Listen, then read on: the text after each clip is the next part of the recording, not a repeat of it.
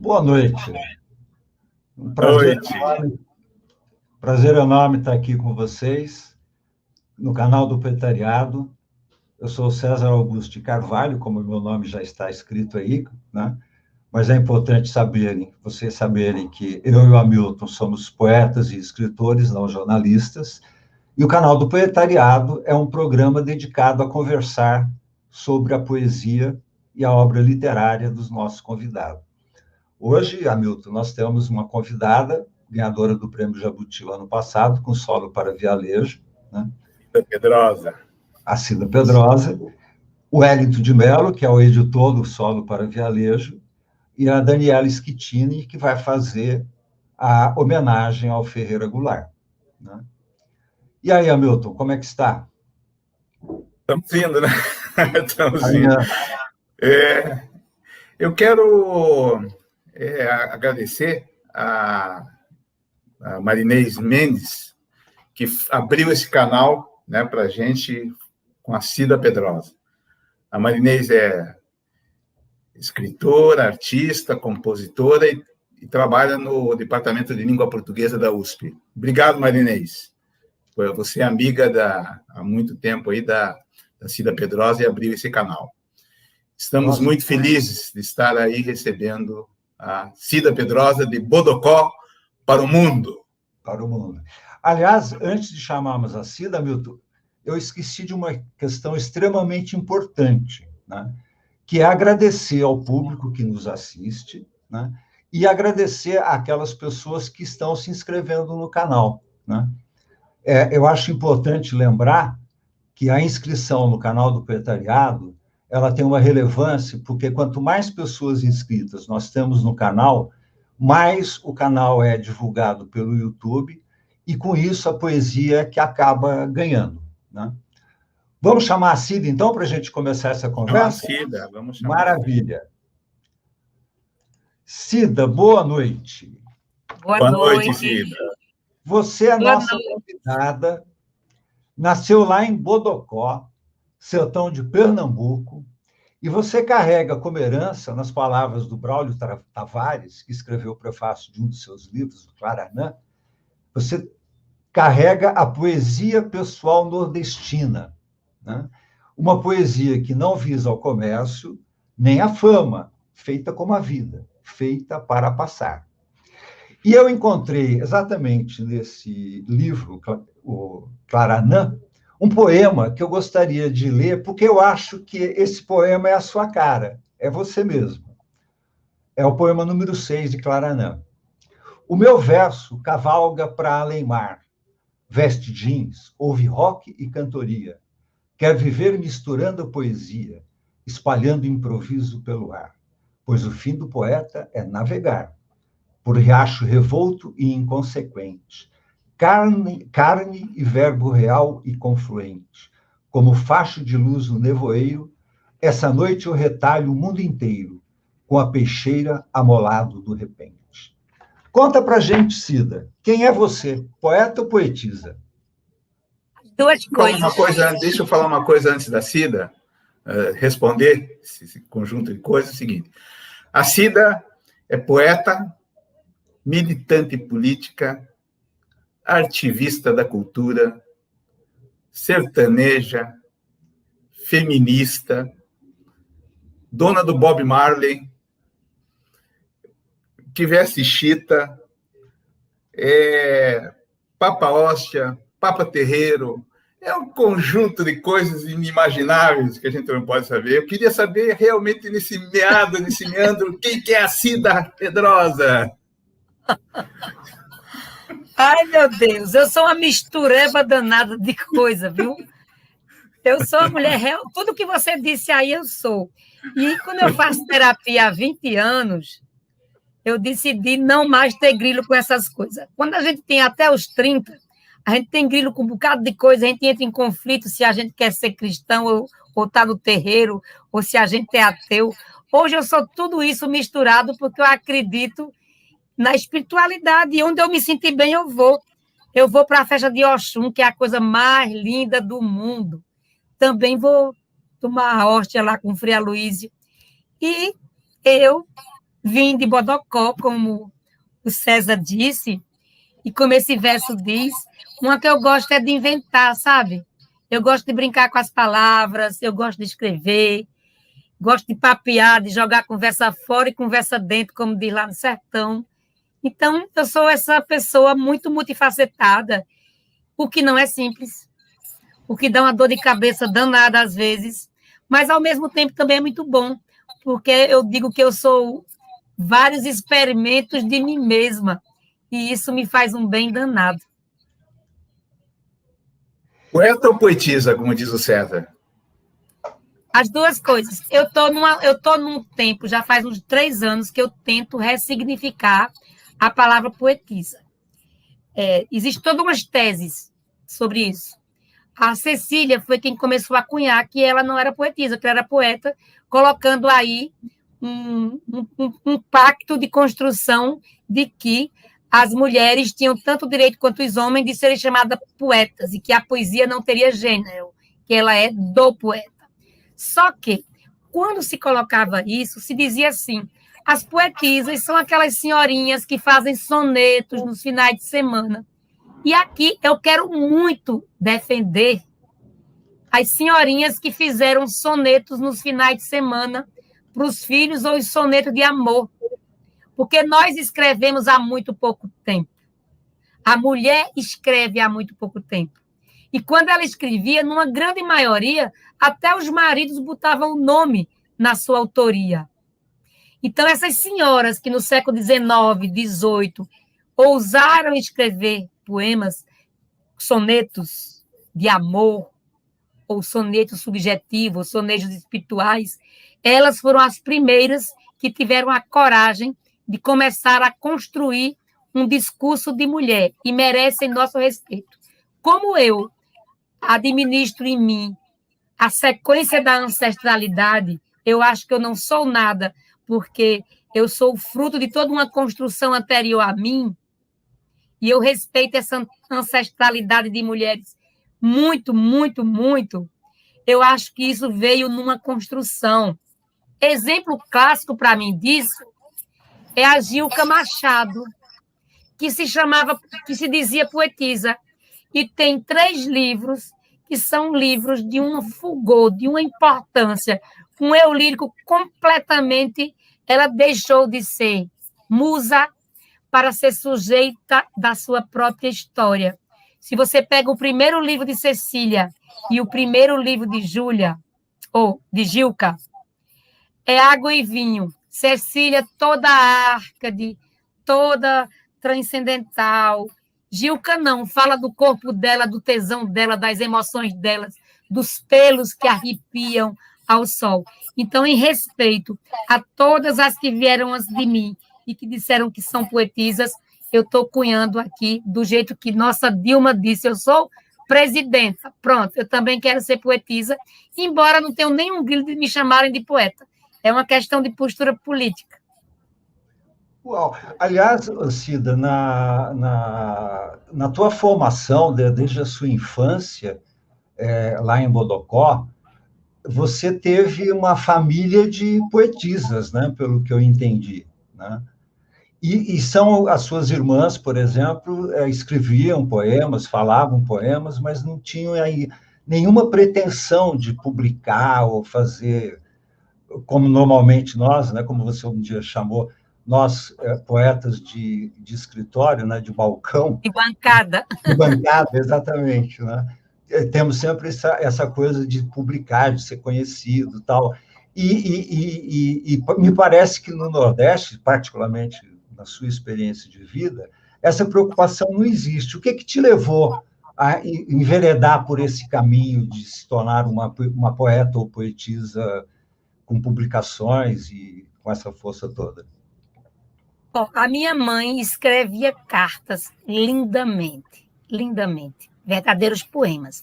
Minha irmã mais velha, que só fez o 3º ano primário, faz poesia matuta. Minha irmã Isabel escreve diário. Minha irmã Gigi escreve prosa, que, meu Deus do céu, é uma lindeza. Minha irmã Flor faz poesia. Então, assim, eu tenho 8 irmãs, 6 delas escrevem. Nunca quiseram publicar, nenhuma tem nenhuma angústia com isso, querem escrever. Então, eu sou desse lugar da escrita, né? Meu pai era disléxico, feito eu e feito o meu filho, eu sei que ele é agora. Ele lia muito, mas ele tinha muita dificuldade de escrever. As letras deles eram um garrancho, é uma disgrafia completa, só ele conseguia entender pequenas anotações, ele só foi 1 ano na escola, era bom em matemática, mas era péssimo na escrita, embora fosse um bom leitor. Então, assim, a escrita, a literatura está em mim desde a mais tenra idade, sabe? Pela oralidade, pelas histórias de Trancoso, por todo esse mundo mágico, sabe? Essa América mágica. O sertão é uma América mágica, né? Você aprende com os pássaros, você aprende com as formigas, você aprende demais com a dor da seca, sabe? Você vê a morte com muita proximidade. As pessoas da cidade não vê, elas veem a morte no jornal, né? A gente vê a morte ali. A gente vai para o enterro do vizinho. Crianças é quem carrega o caixãozinho do anjinho. Então, assim, essa vivência com o viver e com o morrer é muito forte. E isso em mim explodiu na escrita. Cida, tem um personagem na sua vida que foi, não sei se determinante, mas foi muito importante e que traz justamente esse aspecto mágico da literatura, da oralidade, da contação de histórias, né? Em Bodocó, vocês se reuniam em torno de uma fogueira, né? E chegava o José Pedro, né? José Pedro contando histórias como a Princesa da Pedra Fina e outras histórias, e você ali bebendo toda aquela oralidade, aquela magia que depois vai se revertendo em Claranã, na sua cantoria nordestina e em toda a sua obra, enfim. E fale um pouco desse personagem, como que era lá em Bodocó isso? Homem, eu tenho uma tristeza tão grande por eu não ter gravado seu Zé Pedro contando história. Eu nasci no sítio Chico Lope, né, a 6 quilômetros da cidade de Bodocó, né, que é o município sede. E seu Zé Pedro era um homem que fazia coxos. Coxos é para os bois comer, os bichinhos comerem. E também ele fazia porteiras, ele era um artesão. Quando ele ia para a nossa casa, ele era esperado como um saltimbanco. Aí toda a meninada da nossa casa, nós éramos muitos, e da vizinhança, a gente juntava pau, fazia fogueira, e esperava ele com felicidade. E, ele contava um conto do Laço do Cão, que depois eu vi esse conto num filme do Pasolini chamado Os Contos de Canterbury. Quase que eu caio dura. Digo, meu Deus, seu Zé Pedro sabia das coisas da Itália. Na verdade, é esta construção oral que vem de muito tempo. Tem uma canção chamada A Canção do Antonino, que é dos romances de cavalaria. Essa peça tem muito mais de 400 anos, que chegou ao sertão pela oralidade e que meu pai cantava. É um romance de cordel. E que diz assim, que é a história de um menino que é morto por conta de um pavão, porque ele joga um pauzinho, o pavão do mestre do professor morre e o professor o mata. E é um drama, é uma tragédia, que é assim. No finalzinho chega uma peça, eu conversei com o Antônio Carlos Nóbrega sobre isso, e eu tinha parte quase completa do romance, e ele me mandou o restante essa semana e eu estou doidinha Meu pai lá no céu vai ficar feliz com o que eu vou fazer agora. Bom dia, senhor mestre, como vai, como passou? Vim pagar o seu pavão que Antonino matou. Vim pagar o seu pavão que Antonino matou. Meu senhor, vá para casa, descanse seu coração, pois a morte de um menino não se troca por pavão, pois a morte de um menino não se troca por pavão. Crianças que vêm da aula dão notícia de Antonino. Antonino ficou preso com o coração pequenino. Antonino ficou preso com o coração pequenino. E aí vai a saga, o pai enlouquecido ao saber que o filho foi morto, vai à casa do professor e depois ele se entrega ao delegado dizendo assim, vê que história trágica. Um dia, seu delegado, vim me entregar à prisão. Fui na casa do velho mestre, acabei com a geração. Só restou uma velhinha por detrás de um fogão. Aí o delegado responde, meu senhor, vá para casa, descanse seu coração, pois a morte de um menino não se troca por pavão. E aí vai. Isso tem 400, 500 anos, né? Isso é um romance de cavalaria. E eu soube disso em Bodocó, e meu pai, que também era outro bom contador de história, cantava para mim, e eu chorava, e dizia, canta de novo, e eu chorava. Olha aí de onde vem o teatro, a minha vontade de recitar poesia. Você é uma surpresa, Cida. Esse lado eu desconhecia. Que maravilha, maravilha. E quando você saiu de Bodocó e foi para Recife, onde você acabou se fixando, Cida? Eu fui em 1978, em janeiro. Minha irmã, Isabel, ia casar e todos nós viemos para o casamento. E viemos, eu e minha irmã Gigi, que é a mais próxima de mim, tem 4 anos mais, eu sou temporã, eu sou caçula temporã. Aí a Gigi vinha, estava tudo certinho, ela vinha para estudar, para ficar em Recife e estudar, fazer o cursinho, fazer vestibular. E eu não, eu vinha para voltar. Mas eu arrumei minha mala com tudo. Quando cheguei em Recife, meu irmão morava aqui, o irmão que trouxe todas nós. Aí eu disse, eu não vou voltar, não, eu vou estudar aqui. Não, não vai, porque você é muito novinha, ninguém veio com 14 anos, todo mundo vem com 18, 19, 20, 20, eu vou ficar. E não teve jeito e eu fiquei. Meu irmão disse, deixa essa maluca aí que eu cuido dela.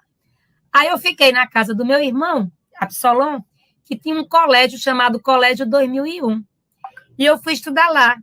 E eu tive a sorte de ter como professora de literatura minha irmã Flor Pedrosa, grande professora, ainda é boa professora até hoje, tem 73 anos e continua na sala de aula porque gosta. E também por Pedro Américo de Farias, que é um grande poeta pernambucano, que foi meu professor no 3º ano.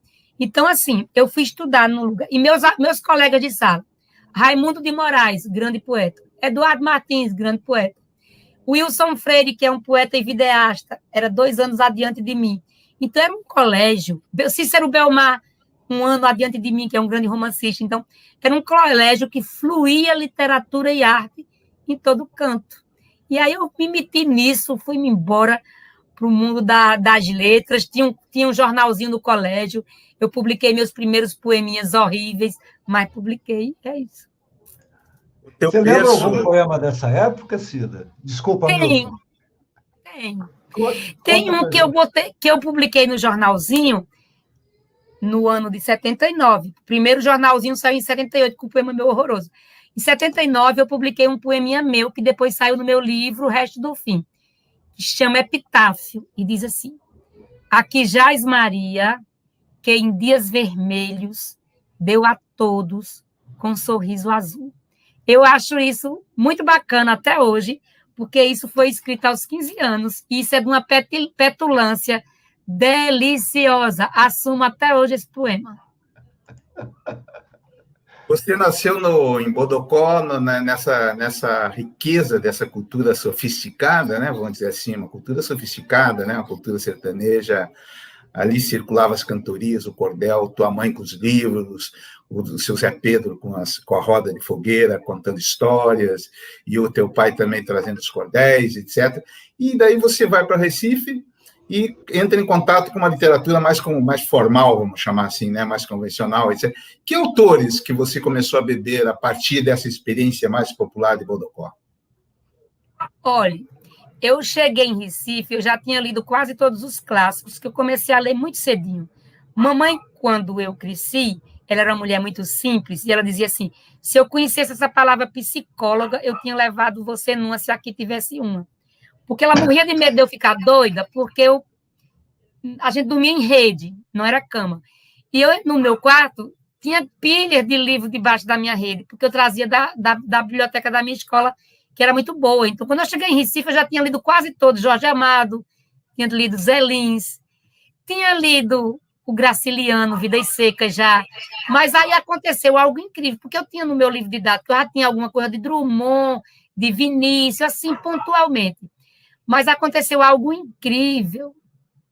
Minha irmã, Flor, era doida pelos concretistas, por Ferreira Goulart, por Murilo Mendes, por Jorge de Lima, e ela jogou isso na minha cabeça. Ela era louca, Pedro era louco pelo Oswald, pelo Mário. Então, isso veio para minha cabeça. Pam! Né? E essa pancada, assim, pam, na minha cabeça do modernismo, fez com que meu primeiro livro fosse um contraponto a essa cultura que eu vivi em Bodocó. É um livro de poemas muito curtos. É um livro de poema porrada, como a gente chamava na época, de poema pílula, né? É desse livro, por exemplo, um poeminha que diz assim, isso é o poema dos 16 anos, viu? 16, 17. Nas sujas águas dos tanques, mulheres trepam,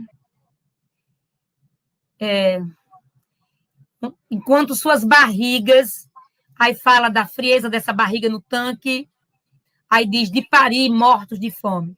Isso, eu não lembro bem, mas era assim, isso é a voz de alguém aos 17 anos, e aí eu fico muito feliz, porque eu já era feminista.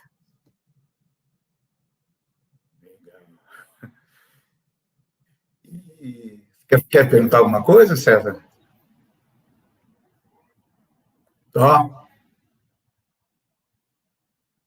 Para variar, eu sempre esqueço de ligar o microfone, desculpem. Queria fazer uma última pergunta sobre essa questão da tua vida na infância e adolescência, né?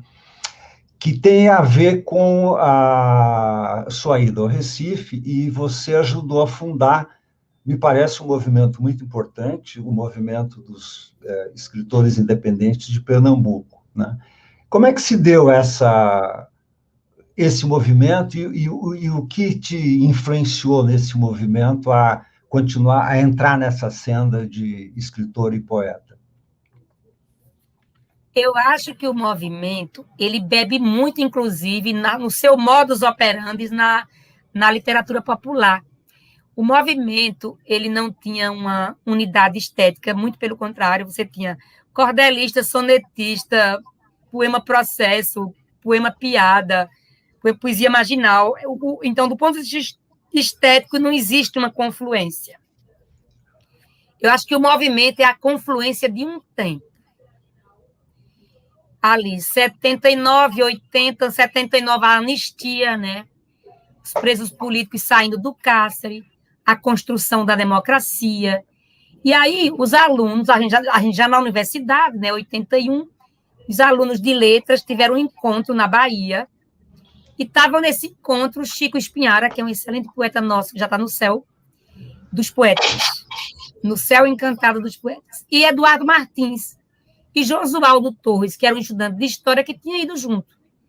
E lá, na paralela desse encontro, os escritores se encontravam e vamos criar um movimento no Brasil todo. E todo mundo voltou para suas cidades com essa ideia. E aí a gente juntou o maior número de pessoas O primeiro encontro que nós fizemos, por exemplo, na Casa da Criança de Olinda, estavam lá Alberto da Cunha Mello, que é um dos nossos poetas que a gente pode dizer hoje canônico, porque ele é maravilhoso. Então, assim, todo mundo foi e era uma coisa muito ampla. E tem uma carta do movimento. Uma das coisas que nós fazíamos era dizer poesia todo sábado, a partir das 10 da manhã, na Rua 7 de Setembro, uma das ruas mais icônicas, na década de 80, que tinha uma livraria enorme, a Boemia ia para lá, tinha uma livraria que chegava os discos, agora, neste momento, chegando os discos da Europa, os discos de Pink Floyd, a gente comprando lá, porque estava chegando, essa coisa toda. Então, ali naquela rua, era uma espécie de bunker da arte, e nós recitávamos lá, e nós vendíamos livros nos bares do Recife. E eu digo sempre, é minha cidadania literária o movimento. É meu primeiro espaço-tempo com o embate coletivo da cultura. E isso foi maravilhoso, foi muito formador para mim. E daí a Interpoética vai nascer aí? Essa relação desse acervo da cultura pernambucana, da poesia pernambucana, a Interpoética que vocês criaram também, ela vai nascer aí? Depois. Não, ela é bem depois. Ela nasce em 2005, já num outro projeto, eu e meu companheiro Seno Ramos, já naquela ideia de nascendo a internet, e aí a gente queria muito disponibilizar. Agora, nós começamos com um acervo enorme de literatura marginal, alternativa, underground, assim, um monte de gente, e também de cantadores e de cordelistas. A turma que não estava ainda na internet passou muito a estar na internet neste portal que teve duração de 10 anos, de 2005 a 2015. Você falou também sobre as suas influências, você falou do Murilo, né? Do Murilo Mendes, né? Do Murilo, falou, né? Do Murilo, né? Murilo Mendes Falei também. do Murilo e do Ferreira, que eu amo demais. E do Ferreira. E depois o Ferreira, mas o Murilo... Tem um verso teu que chama assim, macia como algodão, a bunda de Berenice. Acho que é do Claranã, né? Do Claranã, se não me engano. É um mote de Ézio Rafael. Este mote é de Ézio Rafael, um poeta popular primeira. E eu glosei o mote dele. E aí o Murilo Mendes fala, o mundo começava nos seios de Jandira. Né? Tem algum diálogo aí, né, entre essa poesia do Murilo e esse mote que você cria, né? O mote que eu glosei, acho que sim. Acho que Ézio deve ter influência de Murilo também, o autor do mote. Legal. Cida, você, entre os poetas que você citou, parece que o Ferreira Goulart tem uma importância particular na sua vida literária. Conta para a gente um pouquinho como é isso. Bem, neste mesmo momento que eu estava conhecendo essas criaturas, né? Eu conheci ele e uma mulher que marcou minha vida intensamente, que é a Ana Cristina César. Acho que esses dois autores, assim, quando ela se suicidou, eu fiquei com vontade de me jogar janela abaixo também, assim, né? Aquele livro dela, Aos Teus Pés e Confissões, mexeu demais com minha cabeça. Quem é mais velho lembra, tinha uma coleçãozinha como era o nome da editora? FTD, eu acho.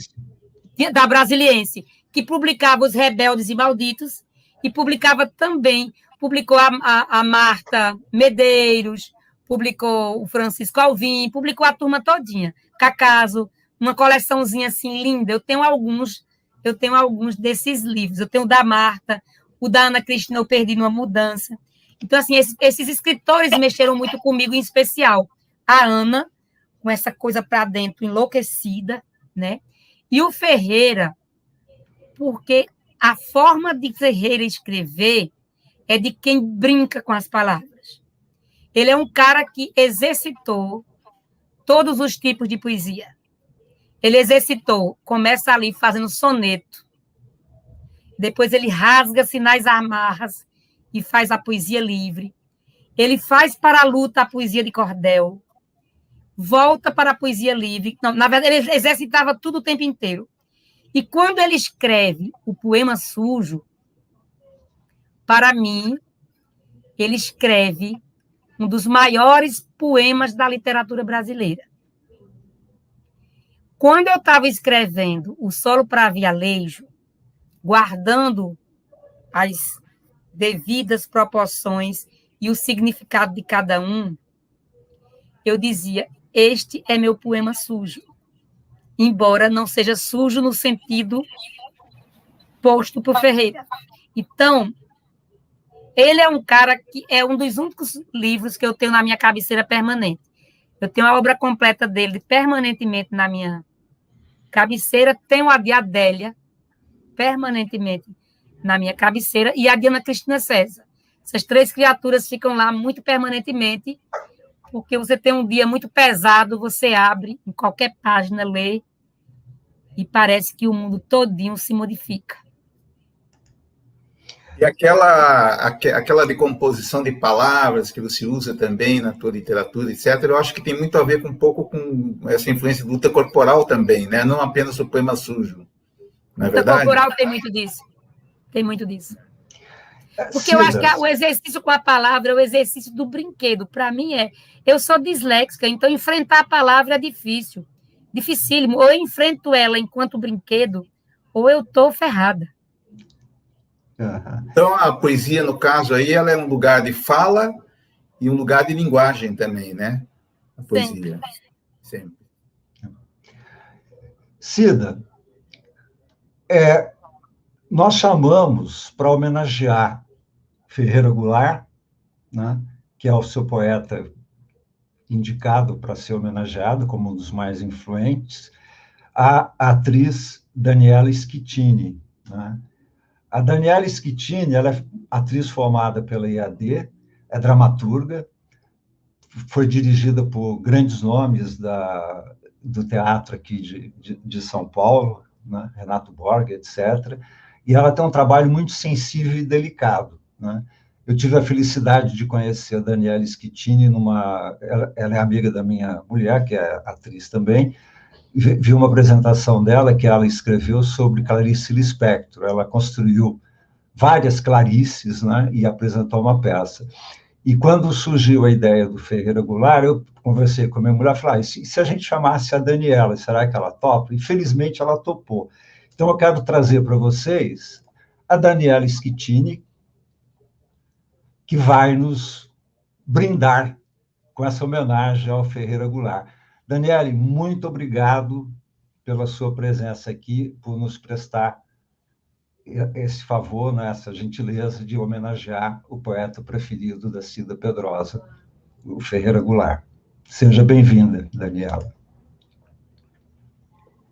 Lá vai o trem com o menino, lá vai a vida rodar, lá vai ciranda e destino, cidade e noite a girar. Lá vai o trem sem destino, pro dia novo encontrar. Correndo vai pela terra, vai pela serra, vai pelo mar, no ar, no ar. Com a palavra, José Ribamar Ferreira, o menino. Ferreira Goulart, o poeta. Digo adeus à ilusão, mas não ao mundo, mas não à vida, meu reduto e meu reino. Do salário injusto, da punição injusta, da humilhação, da tortura, do horror, retiramos algo, e com ele construímos um artefato, um poema, uma bandeira. Eu não sabia. Tu não sabias fazer girar a vida com seu montão de estrelas e oceano, entrando-nos em ti. Bela, bela, mais que bela. Mas como era mesmo o nome dela? Não era Helena, nem Vera, nem Nara, nem Gabriela, nem Teresa, nem Maria. Seu nome era... Perdeu-se na carne fria. na confusão de tanta noite e tanto dia.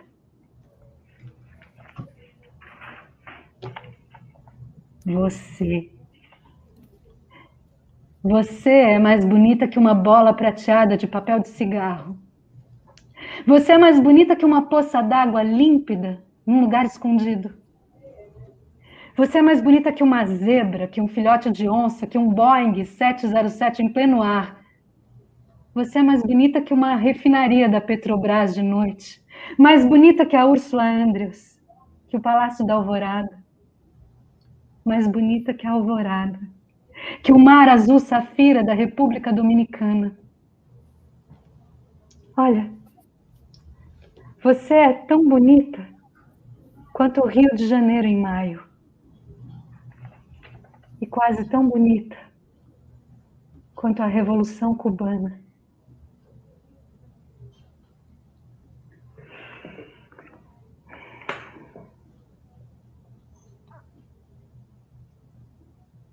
Quando você for-se embora, moça branca como a neve, me leve.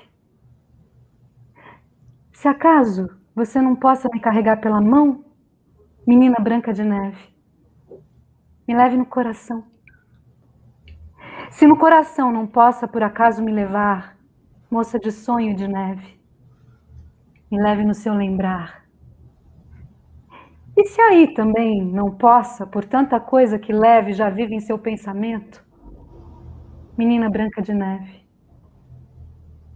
me leve no esquecimento.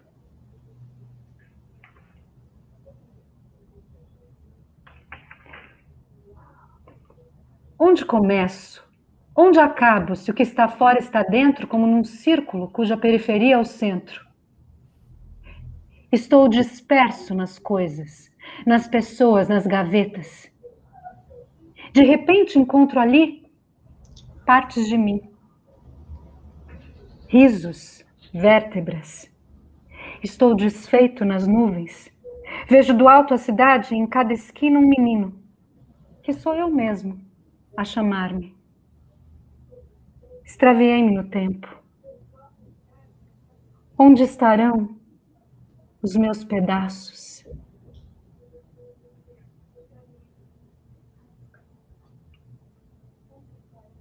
Uma parte de mim é todo mundo.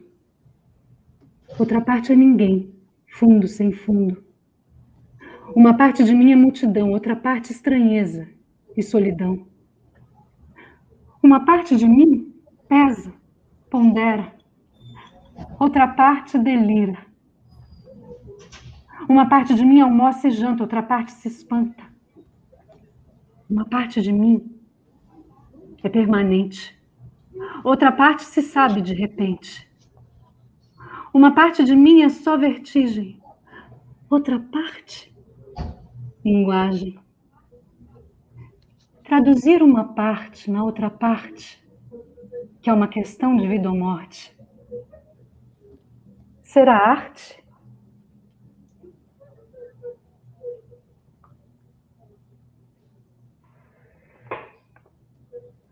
O preço do feijão não cabe no poema. O preço do arroz não cabe no poema. Não cabem no poema o gás, a luz, o telefone, a sonegação do leite, da carne, do açúcar, do pão. O funcionário público não cabe no poema, com seu salário de fome, sua vida fechada em arquivos. Como não cabe no poema o operário que esmerila seu dia de aço e carvão nas oficinas escuras. Porque o poema, senhores, está fechado. Não há vagas.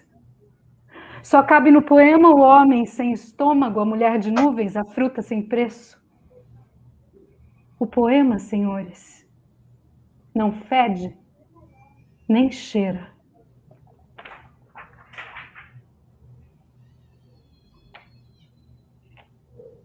Mas,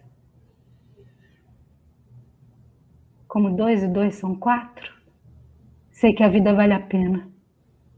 Embora o pão seja caro e a liberdade pequena. Como teus olhos são claros e a tua pele morena, como é azul o oceano. e a lagoa serena. Como um tempo de alegria, por trás do terror me acena, e à noite carrega o dia no seu colo de açucena, eu sei que 2 e 2 são 4. Sei que a vida vale a pena, mesmo que o pão seja caro, e a liberdade pequena. Ferreira Goulart.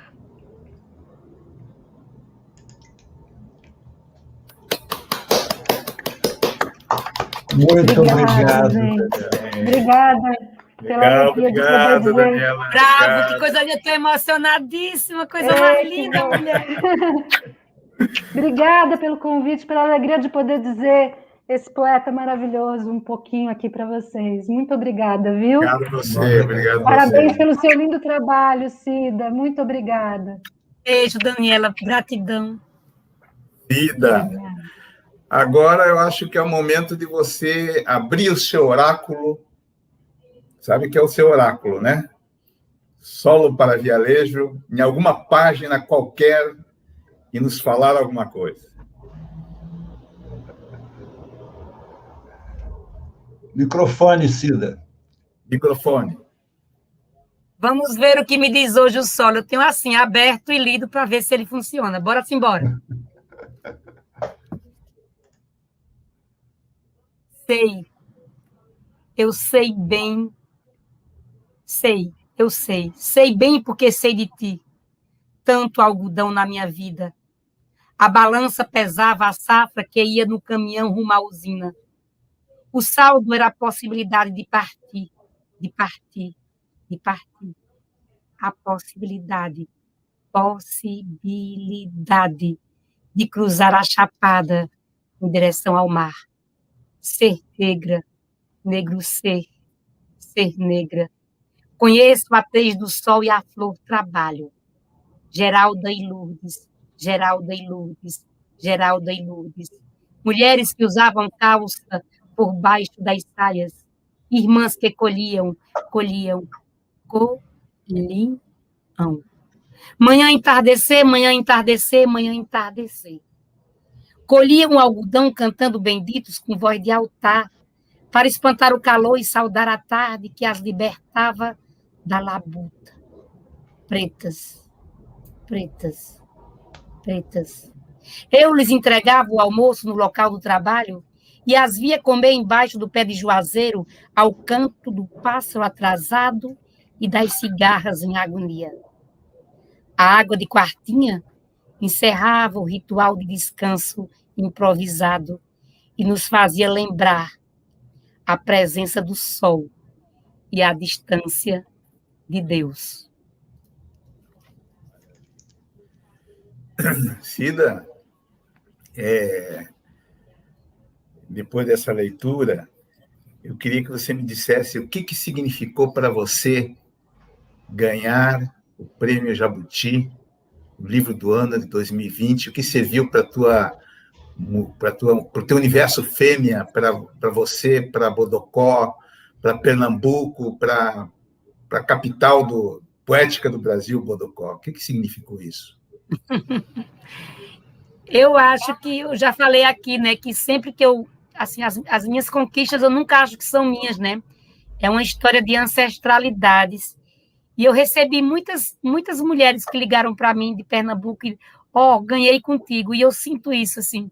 Ganhou uma mulher sertaneja de Bodocó, com uma editora que não é uma editora do eixo Rio-São Paulo, uma editora estatal de economia mista, uma poetisa que vem da poesia marginal e alternativa, que os 2 únicos livros dela lançados e editados, que ela não botou nem R$1 do bolso, são o Gris e o Solo pela Vialejo, editados por Wellington e pela CEP, Companhia Editora de Pernambuco, que é minha editora. E alavanca, assim, eu tenho uma carreira de 40 anos, né? E isso bota você num cenário nacional que você não vivia, né? Eu me pergunto se não tivesse a pandemia, eu devia estar passeando por aí, por as feiras. Como não tem a pandemia, eu estou por aqui, por a internet. Mas é um prêmio interessante porque ele alavanca. Agora, eu quero deixar aqui uma coisa bacana. Eu achava que tinha escrito um livro bacana, mas eu não achava que ia ganhar o livro do ano. O Elton, meu editor, ele tinha clareza que eu estava concorrendo à categoria poesia. Ele tinha muita confiança no livro. Ele tinha mais confiança nesta premiação do que eu. Estou sendo bem honesta. O Elton tinha muita confiança de que o livro estava concorrendo na premiação de poesia. Quando eu fiquei entre os 10, ele disse, não te disse. Quando eu fiquei entre os 5, ele disse, não te disse.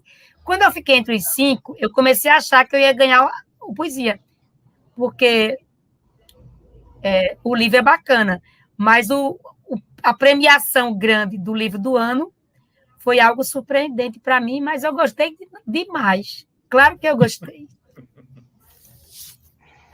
Vamos chamar o Wellington? Vamos chamar então, o Wellington. Exatamente. Já que ela citou o Wellington... Ela falou no Wellington, vamos chamar o Wellington. Vamos chamar o Wellington. O Wellington, cadê o Wellington? Está aqui o Wellington. O Wellington, você que é romancista, poeta, autor do romance Estrangeiro no Labirinto, né? E é finalista do Prêmio Portugal Telecom. E eu, aliás, quando eu divulguei o canal, uma das primeiras postagens que eu fiz no Facebook e no Instagram, eu falei para o nosso público que uma das coisas que eu ia te perguntar é exatamente isso, né? Como é que é essa experiência de editar um livro, né, que acaba ganhando o Jabuti, né? Como é que foi essa? Conta para a gente essa experiência como editor, como é que é essa relação do editor com a poeta Cida Pedrosa. Eu estou super curioso com isso, particularmente porque eu acho ser editor um trabalho um tanto quanto delicado, né? Há sempre certos conflitos entre o autor e o editor, que, enfim, essa experiência que eu queria que você contasse para a gente em relação ao Solo para Vialejo, esse livro maravilhoso que eu recomendo a leitura para todo mundo. É lindo, lindo, lindo. Com a palavra, Wellington. Olá, boa noite a todos, boa noite a quem está assistindo essa conversa. Daria para a gente falar um bom tempo sobre o trabalho de edição e editar um livro tão importante como o Solo para Vialejo. Eu realmente, quando eu bati o olho no livro, eu disse a Cida que ali tinha um material muito bom e que eu fazia questão de editar. A gente encaminhou para o Conselho Editorial da CEP, mas eu tinha certeza que o livro ia ser aprovado pelo Conselho, como foi, na verdade, e a gente encaminhou o trabalho de edição, né? Eu sempre acho que o editor, às vezes há uma certa confusão no mercado, né? Sobre o que realmente faz um editor. Eu acho que o editor é essencialmente, para além dessa pessoa que precisa ter esse faro, aquele que tem o faro é o que normalmente se chama de publisher, né? Aquela pessoa que vai cavar os espaços e vai tentar fazer com que o livro aconteça. E isso é importante. Se você não tiver, por exemplo, essa visão de inscrever o livro em todos os prêmios, de estar atento a esses espaços que o livro vai conquistando, você vai ter um trabalho de bastidor que não vai adiante. Mas, ao mesmo tempo, se não há um trabalho, e aí eu acho que talvez esse seja o principal trabalho do editor, um trabalho de leitor e um trabalho baseado numa sinceridade muito grande com o autor, com a autora, de nada vai servir esse cavar espaço, porque ali você está construindo em cima de algo que não se sustenta. E no caso do livro de Cida, você tinha um trabalho ali muito sólido, né? É o livro que eu acho o livro mais maduro de Cida. Eu já conhecia a poesia de Cida de antes, mas no ponto de vista de talvez isso parta um pouco de uma certa concepção de literatura, e eu sou um pouco cabralino no sentido de sempre pensar o livro como um artefato único e não como um livro de poemas, por exemplo, como uma junção de poemas que vão cronologicamente se ajustando. E no caso de Solo para Vialejo, eu bati o olho e disse, não, aqui você tem algo muito sólido, algo que tem um sentido de unidade muito grande. E aí o trabalho de edição do livro foi muito fácil, na medida em que você tem algo de qualidade. O ajuste é muito mais uma ou outra coisa, uma ou outra solução que a gente precisou chegar por exemplo, a gente tinha pensado, no primeiro momento, o livro, o poema, ele seguia num fluxo contínuo, e a gente chegou à solução de que seria importante organizar, mesmo que fosse um poema único, né, organizar as páginas de maneira mais ou menos independente, para que a gente pudesse ter uma construção de sentido com maior unidade, né? Isso foi uma das soluções. Uma ou outra imagem que a gente discutiu, e eu acho que esse trabalho de edição é justamente um trabalho muito privilegiado, porque você tem a oportunidade de perceber, no meu caso, né, aquele que foi o livro do ano, de ter um acesso antecipado, né, de poder vislumbrar, na verdade, ali o sucesso do livro também. E que, claro, se não fosse também a visão da própria editora, né, de confiar, a CEP, ela vem desempenhando um trabalho muito importante nos últimos 12 anos. O editor que agora está no meu lugar, eu já não estou na CEP, eu estou na universidade, né, trabalho agora na Universidade Federal de Pernambuco, e aí eu saí da CEP justamente para assumir esse cargo, e o Diogo Guedes, que é o atual editor de Cida, também vem fazendo um trabalho muito, muito sério, muito difícil também, porque na pandemia a gente teve uma mudança muito grande, e eu fico realmente, lamento, né, que a gente tenha que ter circunstâncias no Brasil, né, principalmente, em que a gente poderia estar vivendo uma outra situação, na verdade, e aí a gente não pode se omitir de dizer que a gente está se aproximando de 500 mil de mortos no nosso país, e que se a gente tivesse tido talvez uma outra gestão, a gente tivesse um outro patamar, e talvez podendo circular com esse livro, né? Mas eu acho que ele vem fazendo uma história muito bonita também, mesmo sendo em espaços virtuais, especificamente, que é o caso que Cida está fazendo, essa circulação virtual do livro, mas ele vem sendo lido, ele já está, eu acho, na segunda reimpressão. Cida vai me corrigir se estiver errado, na última vez que eu fui na editora e perguntei, já estava acontecendo isso, e aí é bacana que esse prêmio tenha saído, primeiro, para um livro de poesia, que é sempre o patinho feio, né, do mercado editorial, e eu acho que talvez, às vezes, por uma certa miopia do mercado, porque eu sempre achei que o poeta, principalmente, é quem vende o livro, né? E Cida é uma especialista nisso, no sentido de circular com o livro, de fazer o livro ser lido também, e colocar o livro debaixo do braço, né? E aí é interessante ver um livro de poesia, um livro realmente publicado fora do eixo Rio-São Paulo, mas para uma editora que vem desempenhando um papel que não faz inveja a nenhuma editora do eixo Rio-São Paulo, a qualidade gráfica e a qualidade dos títulos que vem publicando. Basta olhar um pouquinho o catálogo da CEP e vai se perceber ali a qualidade dessa editora pública, uma editora pública que vem desempenhando uma missão muito, muito importante, né, com o Ricardo Mello, com o Ricardo Leitão, com o Luiz Arraes, que vem também tocando aí essa editora já há alguns anos, né? Então, é uma felicidade muito grande. Hamilton? Não, eu não sei se eu faço uma pergunta para o Wellington, ele volta depois, ou eu faço para a Cida Pedrosa em relação só para Vialejo. Meu amigo, é uma conversa, estamos numa mesa conversa. Queria perguntar para a Cida como que ela vê, falar um pouco dessa narrativa do Solo para Vialejo, né? Do mar para o sertão, né? Quer dizer, de você ir construindo tudo através da tua trajetória pessoal e através da tua memória, e com uma forma singular, inclusive trazendo uma musicalidade, né, do blues, né? Você repete muitas vezes os versos 3 vezes, né? Quer dizer, interessante que tem toda uma cadência, né, muito interessante, que você junta a essa épica, né, uma musicalidade muito forte. Como que você vê isso, Cida? Só queria dizer uma coisa. O Wellington está na 4ª tiragem. E queria lembrar uma coisa, que para fechar essa conversa com o Wellington, depois eu respondo isso.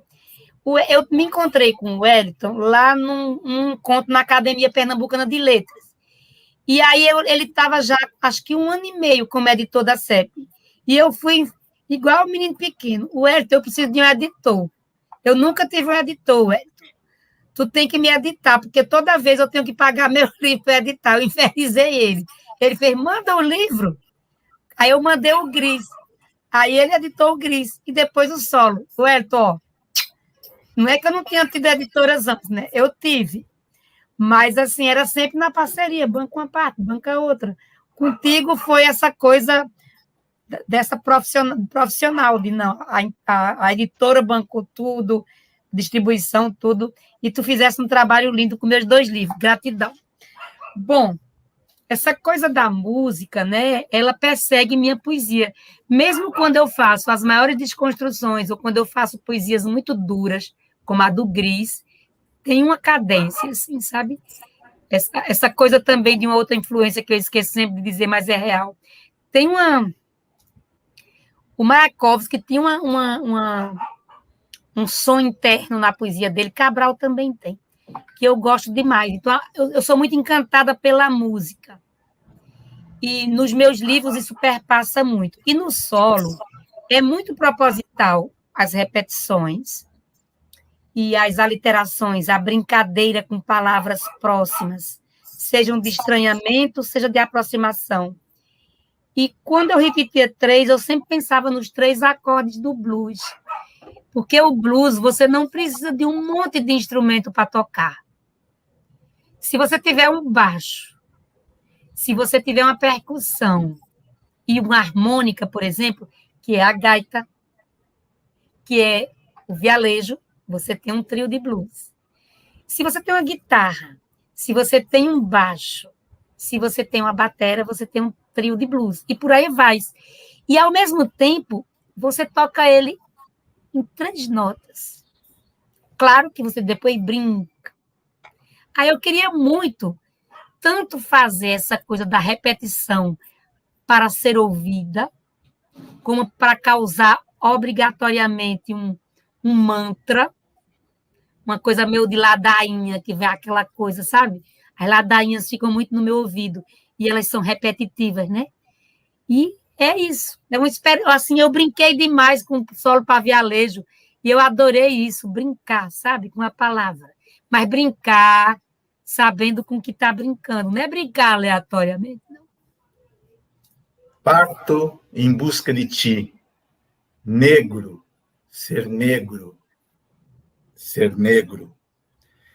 Se parto em busca de ti, o som, o som, o som. Trago o algodão na alma, o sol, o sol, o sol. Tirar da flor a seda branca pesa, pesa, pesa. Florárida, florárida, florárida, o fardo da minha infância. Solo para vialejo, o vialejo que você recebeu do teu pai, nunca aprendeu a cantar e agora você está cantando aqui.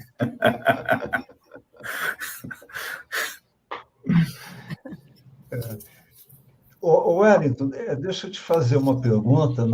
No pós-fácil ao solo para vialejo, você trabalha um pouco a questão do livro da Cida como um épico que é épico e, ao mesmo tempo, é lírico, né? Como eu acredito que uma boa parte do nosso público ainda não tenha tido acesso ao livro da Cida, explica para a gente um pouco essa leitura que você faz, exatamente isso. Eu digo que é um poema lírico com elementos épicos, né? Que parece ser a mesma coisa, mas não é. Eu acho que a essência do livro é lírica na medida em que ela parte de uma voz individual, mas ela tem esses elementos do épico na medida em que não é uma voz só, não é simplesmente a memória de Cida, a memória musical de Cida que atravessa o Pernambuco, né? Pernambuco é um estado comprido, né? Então você atravessa e você cruza do mar para o sertão nesse percurso físico de solo para vialejo, mas não é um percurso linear. Ela recupera memórias que não são necessariamente só desse percurso e não são só de um tempo de vivência dela. Então, ela recupera memórias ancestrais. De alguma maneira, então, ali há uma memória coletiva. Então, nessa perspectiva do individual lírico, que passa para um coletivo, né, como uma jornada de uma memória ancestral, da construção de um povo, é que você se aproxima, talvez, de um épico. Claro que a gente não pode falar de um épico que tem os elementos do clássico épico, né, porque ali você teria uma invocação. Mas quando você, por exemplo, percebe no começo do Solo para Velejos, começo que Hamilton acabou de ler, não é uma invocação para a musa clássica, né? Canta, ó musa, a ira de Aquiles, mas há uma invocação ali de um pedido desse negro ser, né? E aí essa estrutura ela é circular, porque ao final do poema ela retorna a essa busca. É um tema clássico do épico, talvez o primeiro tema, né, do poema, uns poemas inaugurais da nossa tradição ocidental, que é o retorno para casa, né? Que é o que a gente chama de nostos, né? Então, a Odisseia é exatamente isso, né? É um retorno para casa. O herói clássico, quando a volta para casa era quase impossível. Quando saía para uma guerra, quando um herói conseguia retornar para casa vivo, né? Era um ato de heroísmo.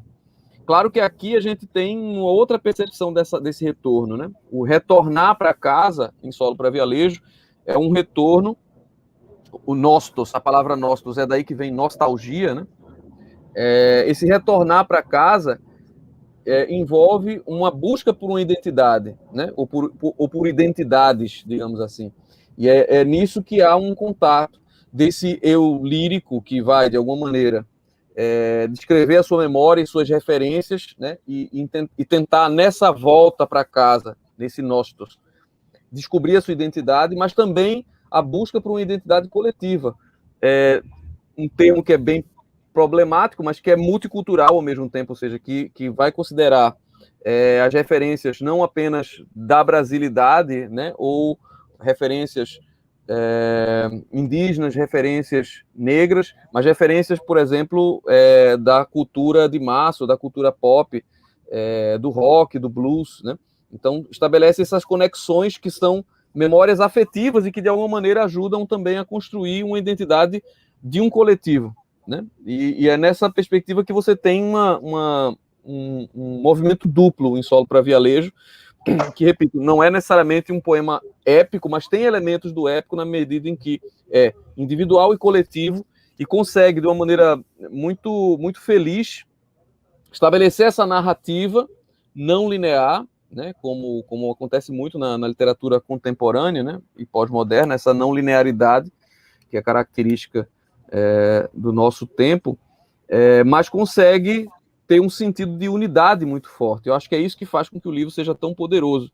É que ele, apesar dessa não linearidade, né, de envolver ali esses dois movimentos, o individual e o coletivo, não se assumir lírico, nem se assumir um tom épico e grandiloquente, está nesse caminho do meio, e apesar disso ser um livro que tem um sentido de unidade muito grande, e talvez por isso, repito, tenha esse poder e tenha, eu acho que de uma maneira muito, muito justa e de uma lucidez muito grande, às vezes, inclusive, um pouco rara, né, nas premiações, ter sido declarado o livro do ano de 2020. Hamilton, tem mais alguma pergunta sobre essa questão da obra da Cida? Eu queria saber, assim, porque é interessante que teria que ter um tempo muito maior, né, para você ver toda essa trajetória, né, porque Grisa, as filhas de Lilith, etc., que eles vão parece que vão construindo a trajetória da Cida, né, mas Cida chega no Solo para Vialejo como talvez uma obra síntese dessa grandeza que estão nos outros livros, né?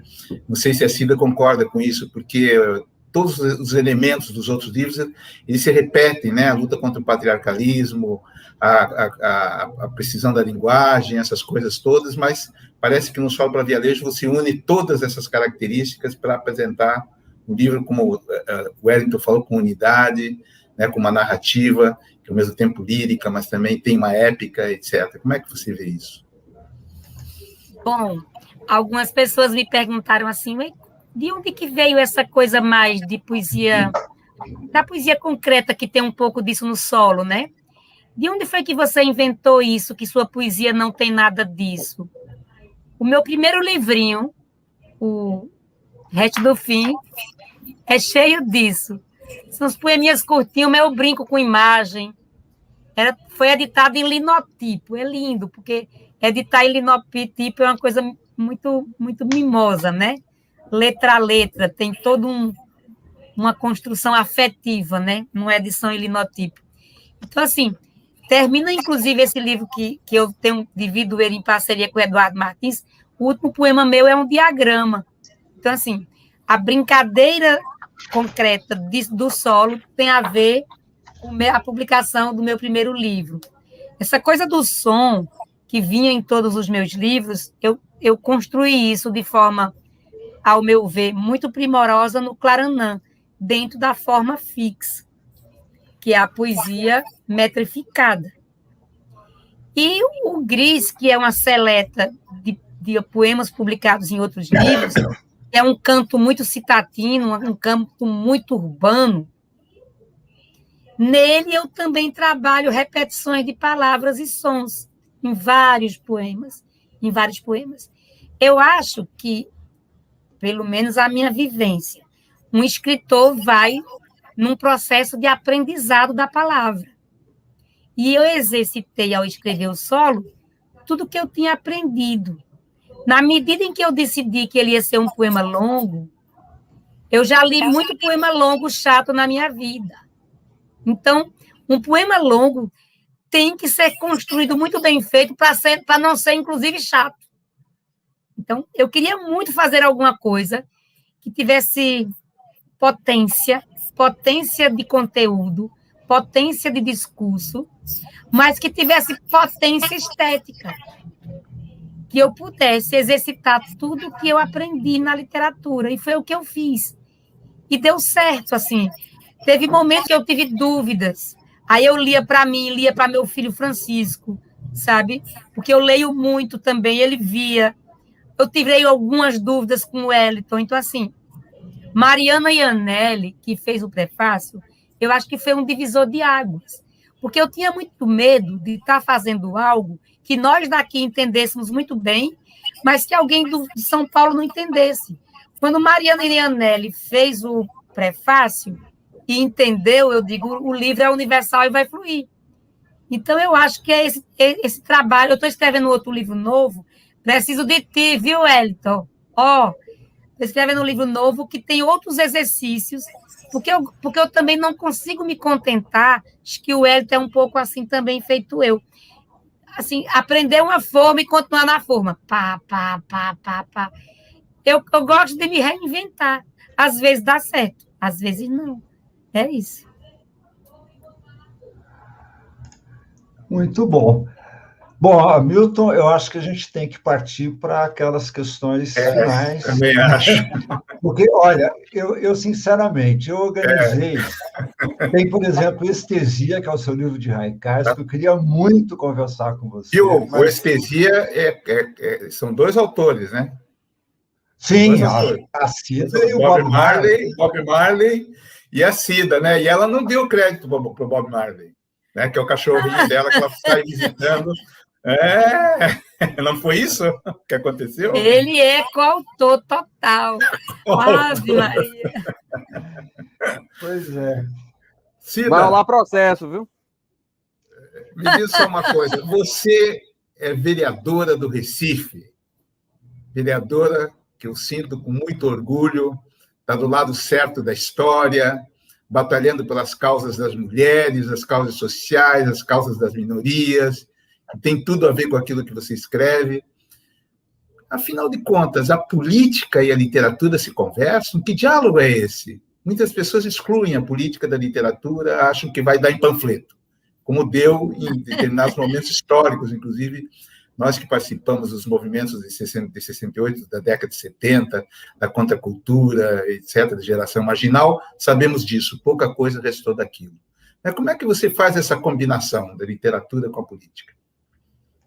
Bom, Primeiro, eu estou lá na Câmara, hoje foi um cacete tão grande, porque eu dei entrada num requerimento para pintar umas faixas de pedestre da cor da bandeira do arco-íris, né? Por conta do dia 28 de junho, não vai ter parada. Menino, não passou de jeito nenhum, mas foi uma discussão rocheda, como diz lá no sertão. Porque a gente tem que provocar com essa questão. Uma outra coisa que eu tenho provocado na Câmara, eu tenho recitado muito após discursar. Estou juntando as coisas lá, até para quebrar aquela dureza, aquela... É muito... Lembra muito um filme de ficção, assim, é tudo muito... Ou um teatro também, acho talvez mais um teatro. E eu acho que eu sempre fiz militância política. Militância política que eu chamo é a militância temática. Eu comecei ali no movimento de escritores militando na cultura. Então, o Hélio também já militou na cultura e ainda milita. Então, assim, militei nos direitos humanos, direitos de trabalhadoras, crianças, mulheres. E eu junto tudo isso. Agora, eu concordo inteiramente com você, que tem coisa que você faz que é puro panfleto que não vai sobrar nunca para nada. Eu já fiz vários poemas para isso, eu chamo poema de ocasião, não publico nos meus livros. Alguns eu publiquei e me arrependo até hoje, que eu acho um horror. E aí, acho que depois dos 30 anos eu decidi, mistura não. O que é panfleto e que serve para ser dito na passeata ali, foi feito para a ocasião. Se não for bom, morre ali. Se for bom, pode ir para livro. Porque quem disse que a poesia política não é boa? Alberto da Cunha Melo é um mestre que, pouco tempo antes de morrer, uns 10 anos, escreveu um livro que, para mim, é um primor. Que, para mim, também é um livro que merecia ir para o teatro. É um longo poema chamado... Aikala, não. Iacala, chamado Iacala. É uma história única, contada, cada página tem um poema octossilábico, são poemas de 10 versos, de 8 sílabas poéticas, mas conta uma saga. Isso também é um épico, viu, gente? O Iacala também tem essa história do épico que a gente está falando aqui. Ele dá uma opereta incrível, e é um poema político. Então, você pode ter... O Ayrton Mello tem um poema político incrível, que é o da Fúria. É um livro, vou dizer assim, de cabo a rabo, como diz o Matuto, que é uma porrada política, mas é um livro bem escritíssimo. Então, assim, a gente não pode separar essas coisas, porque elas podem andar juntas e se dar muito bem. Eu tenho que falar sobre seu livro, da Fúria, que é um livro incrível. O Peso do Medo. O Peso do Medo. É fúria pura. Porque nós estamos num momento que precisamos falar sobre isso. Vê o título, O Peso do Medo. Isso é um titulão. Muito bom. Wellington, entrando nessa mesma temática, como é que você vê essa relação entre a linguagem poética e a política? Porque, assim, eu tenho um problema em relação a isso, porque eu acho que o limite é muito tênue, né, entre o discurso político e a linguagem poética. O risco que o poeta corre eu acho muito grande. E muitos poetas conseguem navegar nesse fio de navalha de forma extremamente estética e linda. Como é que você vê essa relação, como editor, inclusive? Olha, eu concordo com o Cida na medida em que toda atuação humana ela é política, mesmo quando ela se negue, né? Quando há uma negação do que é político, isso é uma atuação política, então não há como negar. No entanto, eu acho que o objetivo principal da literatura é sempre o desafio da linguagem. E aí o desafio da linguagem vai tocar sempre naquilo que eu sempre repito, que é o nervo da humanidade. E o nervo da humanidade é político, o nervo da humanidade é corpóreo, o nervo da humanidade é espiritual, o nervo da humanidade envolve as questões mais íntimas, envolve o lidar com o outro, o lidar com a realidade, o lidar com a morte. né? Lidar com o existir. Então, quando a literatura ela se presta especificamente a uma dessas instâncias, né? E aí, por exemplo, a gente está falando aqui da política, eu acho que é perigoso. Aí a gente vai falar da questão do panfleto. E o grande crivo, na verdade, vai ser realmente o tempo, né? Como você falou, muitas vezes o texto que se presta especificamente a uma dessas instâncias da existência, né? Que é a política, embora o ser humano seja, em toda a sua atuação, e é inegável, toda atuação humana é política, mas quando a literatura ela se presta, ela se reduz especificamente a um objetivo político, há um perigo, há um risco realmente. Ou seja, ela precisa ser principalmente humana, em todas as suas dimensões, inclusive a política, né? E isso não significa que, por outro lado, o poeta, o escritor, como cidadão, possa se eximir de se posicionar politicamente, né? E aí não há escapatória, ou seja, não há como ser isento, como nenhum cidadão deve ser isento. E aí, aquele escritor que, por exemplo, tenta higienizar a sua literatura para que ela não ofenda A, B ou C por determinada postura, para mim, corre também um risco muito grande. Então, você precisa se posicionar enquanto cidadão, e isso é uma coisa, né? Então, eu sou um homem branco, heterossexual, nordestino, de 45 anos, vou fazer 46. Não tomou vacina ainda? Tomei porque sou professor, tomei a primeira, prontinho para virar jacaré daqui a pouquinho, e morder muita gente. Ou seja, eu tenho uma circunstância histórica que me insere dentro de um contexto, eu não posso negar tudo isso que me identifica, né, enquanto ser humano. Inclusive, minha posição de esquerda, por exemplo, de ser alguém de esquerda. Então, isso está posto, e é claro que isso vai transparecer em alguma medida no que eu escrevo. Mas todas essas coisas me atravessam, né?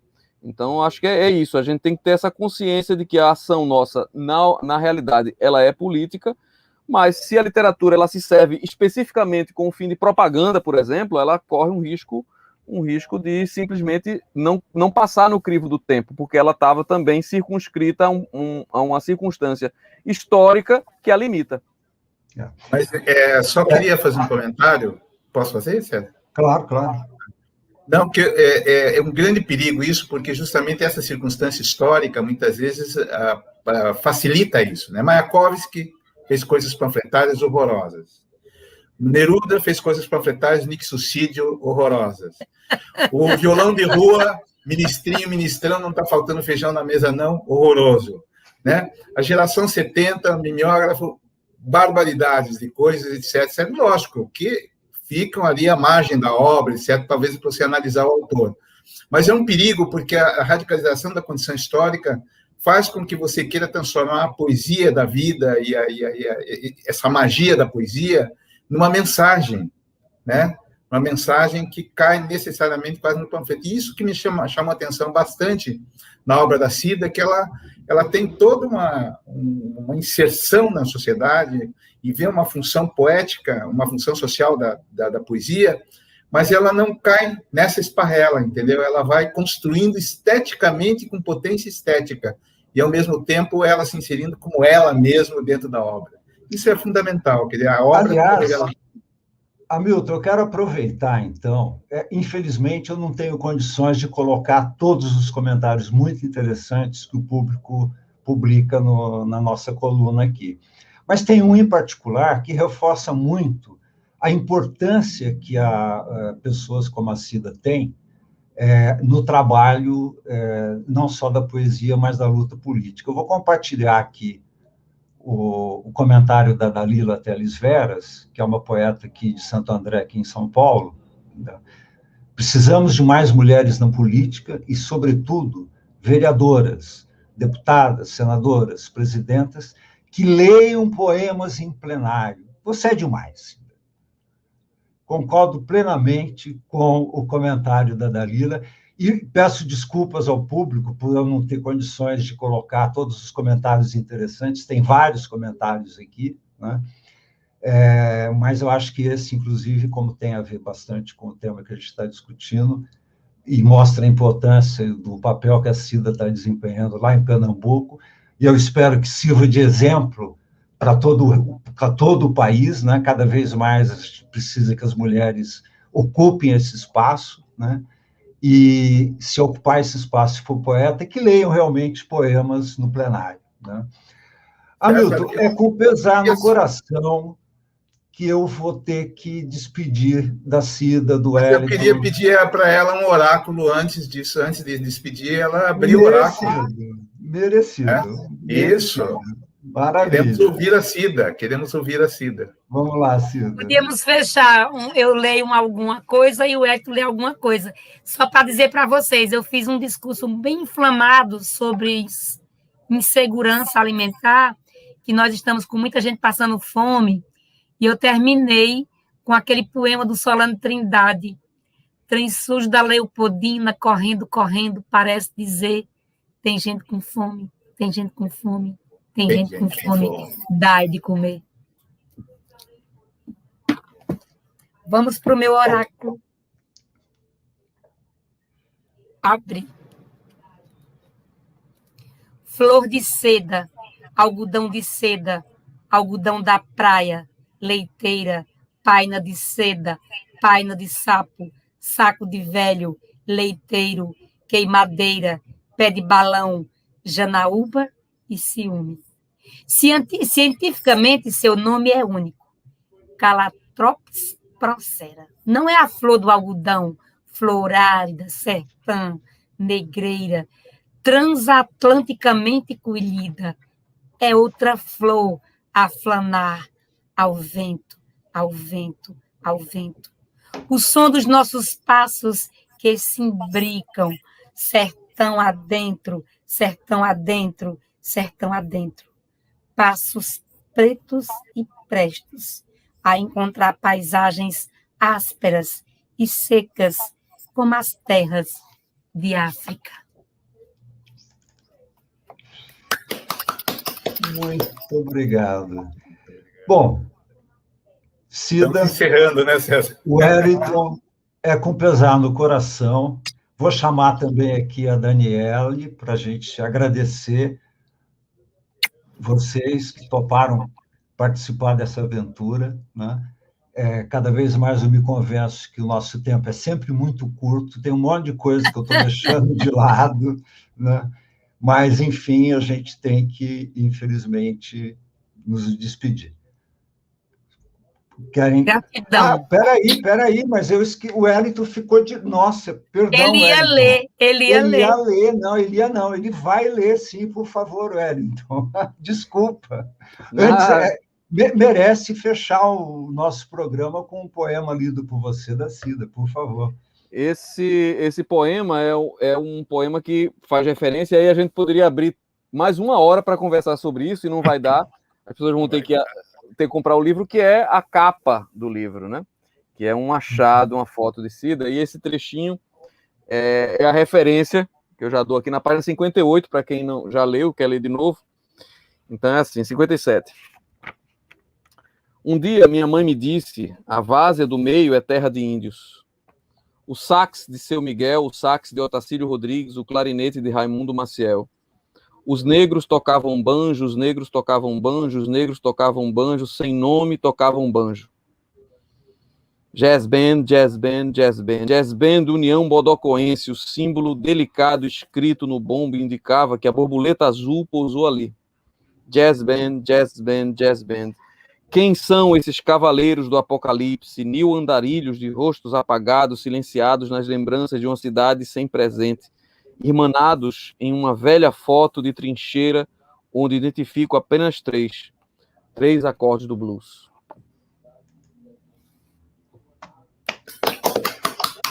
Muito obrigado por esse final maravilhoso do nosso programa do Canal do Proletariado. Tem uma pergunta ainda para a Cida, viu? Essa tem que fechar com chave de ouro.